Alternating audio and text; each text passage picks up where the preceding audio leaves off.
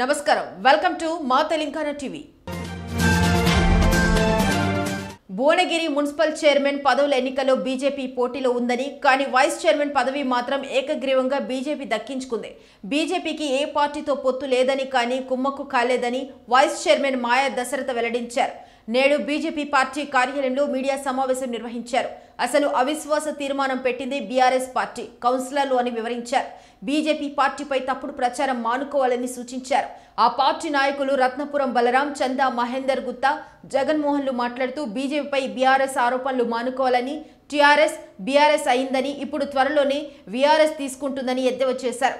అధికారంలో ఉండి అభివృద్ధి చేసింది ఏమీ లేదని, గ్రామాల అభివృద్ధి బీజేపీతోనే సాధ్యమైందని, వినాయక చౌరస్తా వద్ద చర్చకు సిద్ధమని, దమ్ముంటే చర్చకు రావాలన్నారు.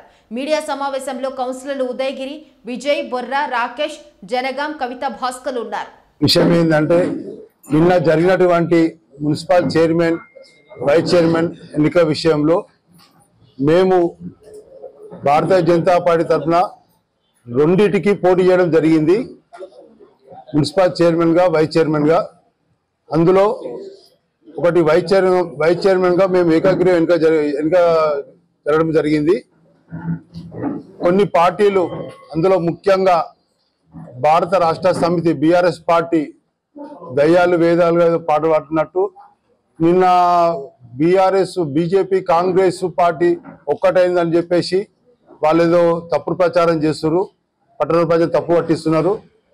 అసలు ఈ చైర్మన్ వైస్ చైర్మన్ ప్రక్రియ అవిశ్వాసం పెట్టిందే బీజేపీ బీఆర్ఎస్ పార్టీ వాళ్ళు పెట్టిందే వాళ్ళ పార్టీలో సఖ్యత లేక వాళ్ళను ఉన్న పార్టీ చైర్మన్ వైస్ చైర్మన్ గద్దె దింపి ఇవాళేదో మా పార్టీ మీద జ్ఞానము శీలత ఏకత అన్నట్టు మాట్లాడి మా పార్టీ మీద బురద జల్లే ప్రయత్నం చేస్తున్నారు. అంతేందుకు నిన్న వాళ్ళు 12 మంది సభ్యులు ఉన్నా కానీ వాళ్ళు పోటీ చేయలేని దిక్కులేని పరిస్థితి ఏర్పడింది. ఎవరు ఏ రకంగా మాట్లాడినా కూడా భారతీయ జనతా పార్టీ సంస్కారం ఉన్న పార్టీగా, క్రమశిక్షణ గల పార్టీ కార్యకర్తలుగా మేము చేసినటువంటి ఎన్నికకు మేమేదైతే పనిచేసినామో మేమున్న సభ్యులం, మా బలంతోనే మేము పోటీ చేసినాం. ఎవరిని మేము అడగడం కానీ లేదా ఎవరికి మేము సహకరించడం కానీ జరగలేదు. అది పూర్తి స్థాయిలో అవగాహన వ్యక్తులకు మాత్రమే తెలుస్తుంది.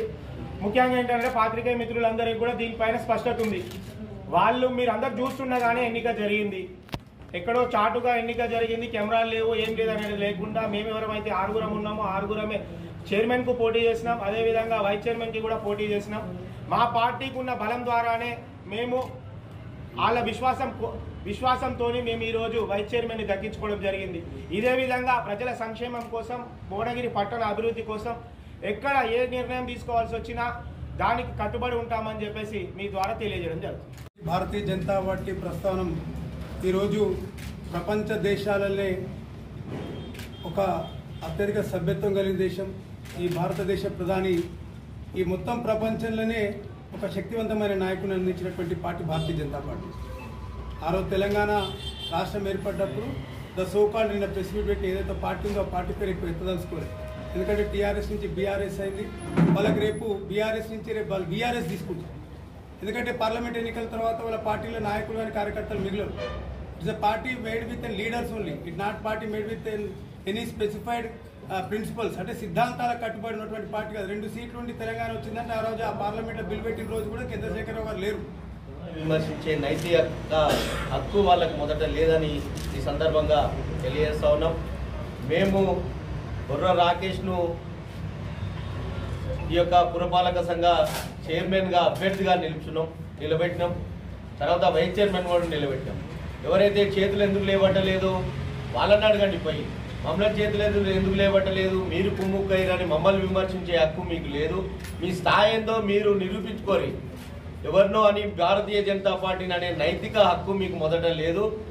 ఒకవేళ ఉన్నట్టయితే మీ యొక్క మాజీ ఎమ్మెల్యే గారిని భువనగిరి నడిబొడ్డున ఈ 10 సంవత్సరాల నుంచి ఏం అభివృద్ధి చేసిండు, ఏ ఊళ్ళో అభివృద్ధి చేసిండు, కనీసం ఒక మురికి నీళ్లను కూడా సాఫ్ సఫాయి చేయలేనటువంటి పార్టీ మీది.